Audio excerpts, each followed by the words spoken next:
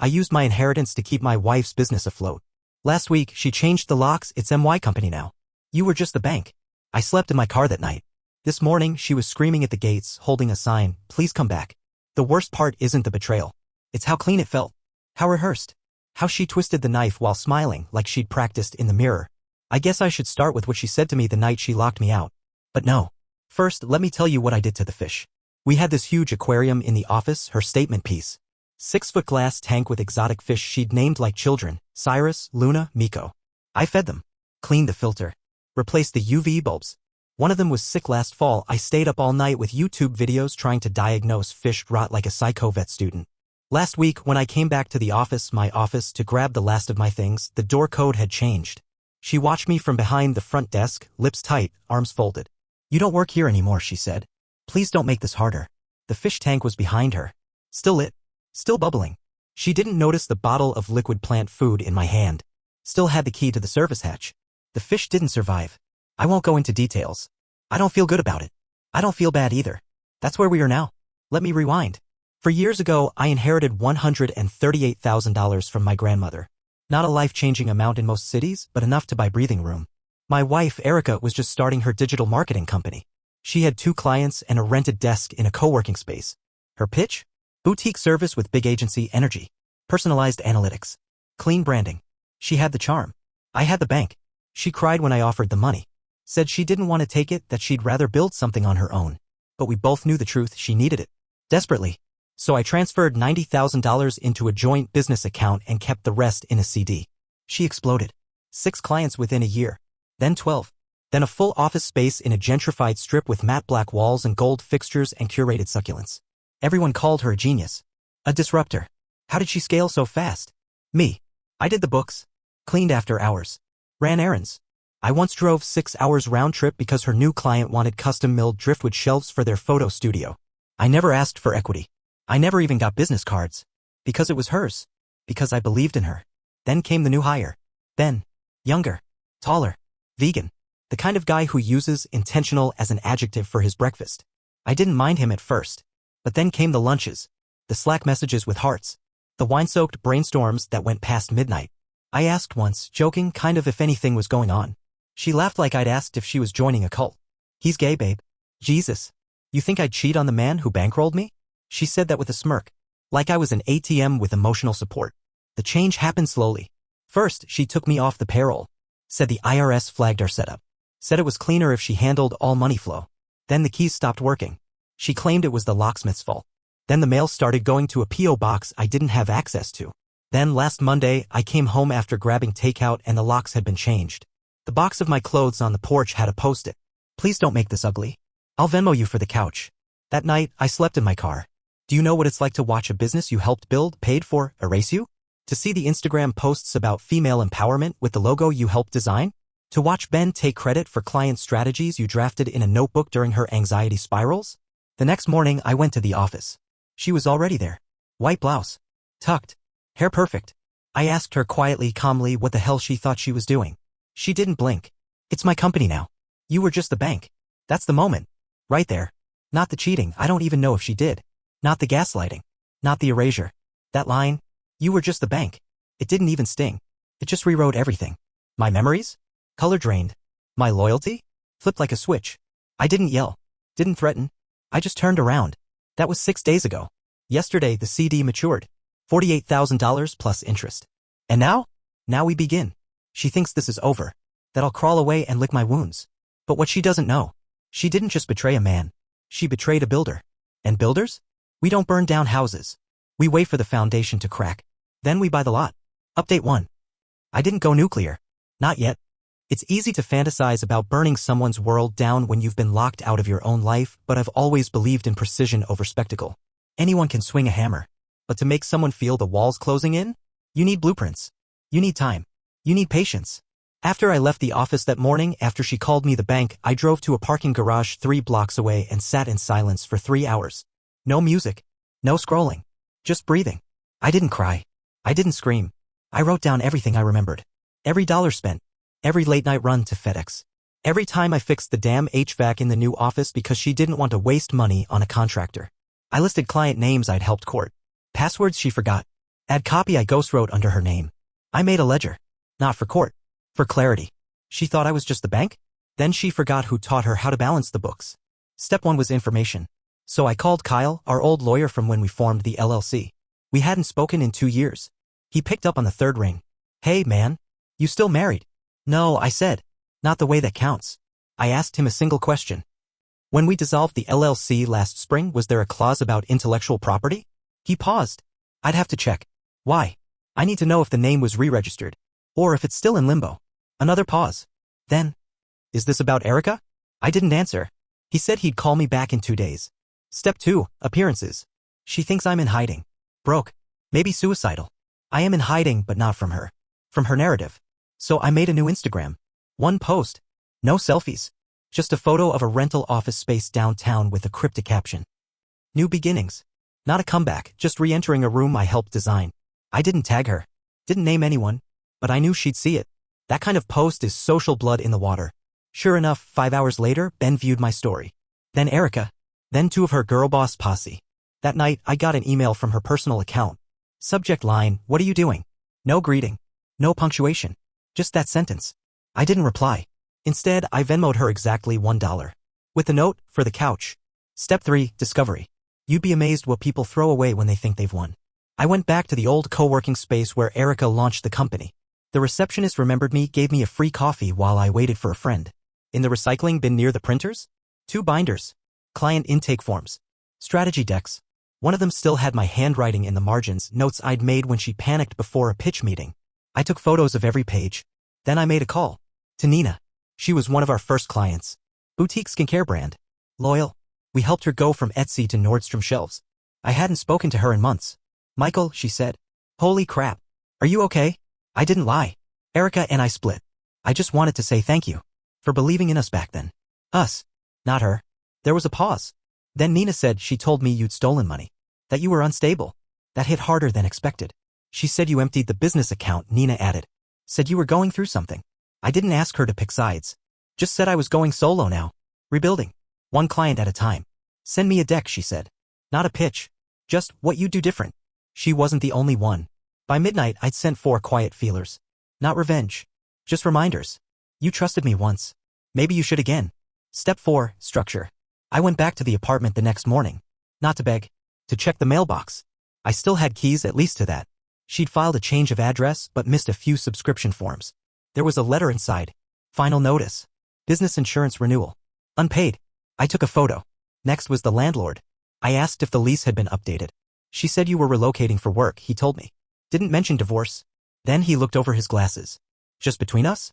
She's late on rent. I smiled. Tight. Controlled. And that was when it hit me. She'd cut me out not because she didn't need me anymore.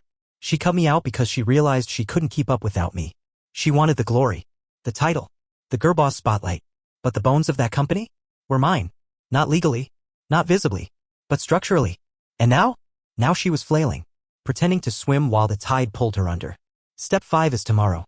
I booked a meeting with someone who's been quietly watching from the sidelines, someone she pushed out last year after a messy contract dispute. He reached out after seeing my post. His email subject? Let's build something better. To be clear, I'm not trying to rebuild what she stole. I'm going to replace it. Silently. Strategically. While she posts self-help quotes and pretends she's unbothered. Because you can lie to the world. But you can't lie to your numbers. And right now? Hers are bleeding. More soon. Let her keep the fish. Let her keep the followers. I kept the receipts. And I'm just getting started. Update 2. She showed up at the old apartment last night. Hair done. Full face of makeup. Pretending she just happened to be nearby. She saw the for rent sign before I could say a word. I let the silence stretch. She blinked first. Where are you staying? She asked, voice tilted with concern like she still had a right to care. I shrugged. Here and there. Truth is, I've been crashing at a friend's loft downtown, one of Erica's ex-clients, actually. When he heard what she'd done, he offered the couch. Said, you helped me scale up. Least I can do is cover rent with empathy. I didn't tell her that. She asked if we could talk. I said, you fired me. Not sure what's left to discuss. That's when she dropped it, the real reason she came. The client I spoke to last week? Nina? She pulled out. Erica tried to spin it, said Nina wasn't a good fit anymore. But I knew. Then came the dig. You poisoned the well, she said. Is this your plan? Smear me to everyone I built relationships with? That word. Built? I didn't respond. Just looked her dead in the eye and said, you remember that leather office chair? The one with lumbar support you said was too visually bulky for the aesthetic. She blinked. What does that have to say? I sat in that chair for 2,117 hours. Logging invoices. Drafting scopes. Fixing your damn printer. She didn't speak. I didn't smear you, I said. You're just seeing what things look like without me covering your cracks. Then I shut the door. An hour later, Ben texted me. Blocked number. But I knew the tone. Smug. Defensive. Not cool, man. She's hurting. You need to let this go. Let this go? She gutted me like a business model and changed the locks. But sure, I need to move on. That's when I made my next move. I took all those photos, my handwritten notes, the client briefs I ghostwrote, and uploaded them to a private portfolio. No accusations. Just a timeline. Labeled, Foundations, a working history. I sent the link to exactly 3 people. Each of them a mutual contact Erica bragged about keeping close after our split. 2 replied within the hour. 1 said, I thought you'd vanished. This explains a lot. The 3rd? Booked a call. See, Erica built her empire like a magician builds a trick, smoke, mirrors, and charisma. But charisma fades. And smoke clears. She posted a story this morning. A video. Makeup-free. Soft lighting. The kind influencers use when they want to fake humility. She said she's been betrayed by someone she once trusted deeply. That she's navigating loss, both personal and professional. That she's still standing even as others try to tear her down. She ended it with a shaky voice and the hashtag rebuilding from ashes. The comments were predictable. You got this, queen. Anyone who leaves you lost the lottery. But then, a few cracks. One person wrote, wasn't this about your husband 2 weeks ago? Another, didn't he fund your first launch? Comment deleted. Story archived within the hour. She's losing control of the narrative. And that terrifies her. I'm not even doing much. Just showing people the puzzle pieces. They're putting it together on their own. I have more. Emails. An old audio file, her screaming at a contractor over a missed delivery while I calmed the guy down and paid him out of my pocket. Even her old draft decks still have my initials in the file names. But I'm not dropping it all. Yet. See, Erica thinks PR is about spin. But real reputation? That's built on consistency. And for 4 years I showed up. No camera. No credit. Yeah? Now people are starting to wonder why someone that consistent disappeared. Tomorrow, I'm grabbing coffee with the founder of a startup we almost signed last year. Erica ghosted them after their product didn't vibe with her vision. They reached out after seeing my new site. Said they liked my tone. Said they want strategy with spine. Funny how many bridges Erica burned while preening in the spotlight. All I have to do is build on the ash. She told me I was just the bank. But she forgot something critical. Banks don't just fund things. They own them. More soon. The interest is compounding. Update 3. 3 days ago, I met with the startup founder I mentioned, Sean. We grabbed coffee at this weird little bookstore cafe Erica always said smelled like dead ambition. I picked it on purpose. He looked exactly the same, corduroy blazer, anxious energy, big ideas buried under caffeine breath and poor posture. The kind of guy who makes pitch decks with Comic Sans, ironically. We sat down. I didn't say a word about Erica. Just slid my notebook across the table. It had 1 sentence on the first page. How many times have you been burned by boutique agencies that talk big and vanish after onboarding? He didn't even laugh. Just nodded, slow. I showed him what I'd been building. A clean ops pipeline. Templates. Retainers. Scalable services. Not pretty, but solid. Where was this 2 years ago? He asked. Buried. I said. Under someone else's spotlight. He signed a consulting retainer that night. I'm not doing it for the money, though I won't lie. It felt good seeing numbers land in a bank account that only has my name on it. I'm doing it because it's proof. Proof that what I built with Erica wasn't an accident. She was the face. I was the frame. And when you pull the frame off the wall, the picture warps. Speaking of, her company just posted a job listing. Looking for a financial officer. I read the listing 3 times. Full-time. Must be adaptable. Able to wear many hats. With deep knowledge of early-stage operations. So, me. Without the loyalty. I didn't apply. But I made sure 3 of our old clients saw it. 1 messaged me within the hour. She's hiring for what you already were? And then came the kicker. Ben quit. Not publicly. Not dramatically. I found out through a Slack screenshot someone leaked. Erica posting a farewell message. About how, sometimes people outgrow spaces that no longer align with their goals. Translation, he saw the iceberg. That same day, I got a message from a number I didn't recognize. Hey, I know this is weird, but I worked at Claymore, the PR firm that used to handle your wife's brand. We dropped her this week. Shady billing practices. And well, your name came up. I didn't answer right away. She followed up. Just wanted to say, whatever happened, you didn't deserve what she's spinning. Turns out, Erica had been using my name in pitch decks this whole time. Even after locking me out. Even after calling me just the bank. Listed me as early strategic advisor and claimed I'd gone consultant only to chase larger corporate clients. That line, just the bank? She still had my name on the brochures. Still cashing in on the story of us even after gutting it. So I made a choice. Not revenge. Just correction. I contacted Kyle, our old lawyer again, and asked what it would take to file for small claims restitution. Not for the whole inheritance. Just the portion directly traceable to the company setup. Equipment. Incorporation fees. The first year's rent. He said it's doable. Not a lawsuit. Not a war. Just a receipt. Let her explain to her followers why she's being served papers while posting healing vibes from her bathtub. Let her spin that. The real twist came this morning. A letter. Actual paper. Folded in 3, tucked into my mailbox. No return address. Just my name. Scrawled in her handwriting I hadn't seen since she left a sticky note on my pillow that said, "Don't forget to pick up oat milk." Inside, 3 pages. A letter written when someone feels their world falling apart. She said she missed me, that she hadn't meant to cut me out, just needed space to grow. Said she panicked. Said Ben was a mistake. So I guess he wasn't that gay after all. Said she's not the kind of woman who builds alone. The last line hit hardest. You were always the ground beneath my feet.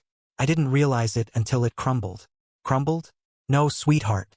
You lit a match on the foundation and called it reinvention. I took a photo of the letter, filed it under a folder titled Narratives. Then I blocked her number again. Because here's the truth no one posts. Some people don't want to climb with you. They want to ride you up the mountain, then cut the rope and tell the rescue team they carried you. Erica called me the bank. But the thing about banks, we remember everything, every cent, every debt. And when it's time to collect, we don't knock, we foreclose. More soon. And no, I won't be sending her a check for the couch. I'll be billing her for depreciation. Final update. I didn't expect to see her again. Not in person, at least. But this morning, I opened my blinds and there she was. Standing at the gates of the co-working space I now rent on the east side. Yes, the same one she started in 4 years ago. The same one I carried her into at 2 a.m. after she had a panic attack over losing a client named Devin who later came crawling back anyway. She was holding a cardboard sign. Not fancy. Not performative. Just a piece of torn shipping box with 4 words in black marker. Please come back. Please. Her makeup was smeared. From exhaustion. From stress. From everything catching up to her. Her hair was down. She used to pin it back, tight and sharp, like it was part of her brand. Now it hung loose, limp at the edges, like it couldn't keep pretending either. I watched from the 3rd floor. No one stopped to talk to her. A few took photos.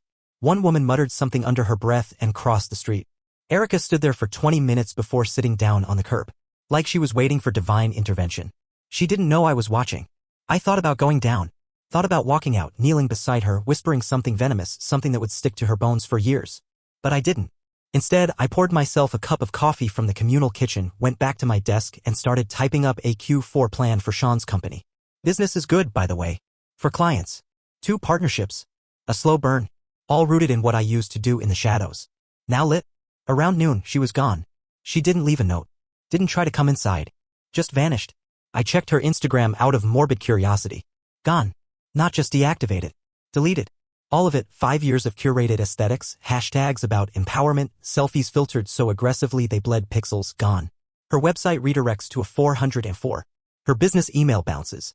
Ben hasn't posted since the farewell Slack message. But someone forwarded me a screenshot from his new jobs bio. He lists himself as former co-founder of her company. Co-founder. She didn't even correct him. Didn't get the chance? I never filed the small claims suit. Didn't have to. Because it's hard to sue someone whose life is already dissolving like paper in rain. But I did one thing. I sent her that Venmo again. Another $1. This time, the note said, interest accrued. She hasn't responded. And I don't expect her to. The thing about narcissists is they never really break. They shatter. Quietly. Internally. In pieces too small to clean up. What people don't tell you is that you don't always get the final scream, the vindication montage, the apology sobbed into your chest. Sometimes you just get silence. And in that silence, you win. Not because you got closure, but because you stopped needing it.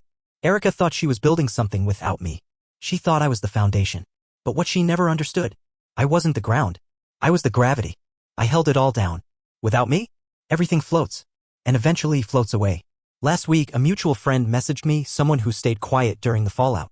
She said Erica was staying with a cousin, trying to figure things out. I didn't ask. I didn't care. But the friend added something that stuck. She's been saying your name in her sleep. I closed the chat. Deleted it. Later, I remembered something stupid. One night, maybe year one, I came home late from a networking event. Erica was passed out on the couch, laptop open, a half-written proposal glowing on her screen. She'd written a single sentence over and over like a mantra. We are what we build. She believed that. Still does, I think. So let me say this. If we are what we build, then I am resilience in drywall. I am quiet revenge. I am clean exits. I am the echo that makes you hear your own lies. She tried to erase me. Instead, she hollowed herself out. And now? She's still searching for answers in the silence she created. Looking for someone to blame. Someone to rebuild her. Someone to forgive her. Someone to fix the cracks. But the builder is gone. And this time? He's not coming back.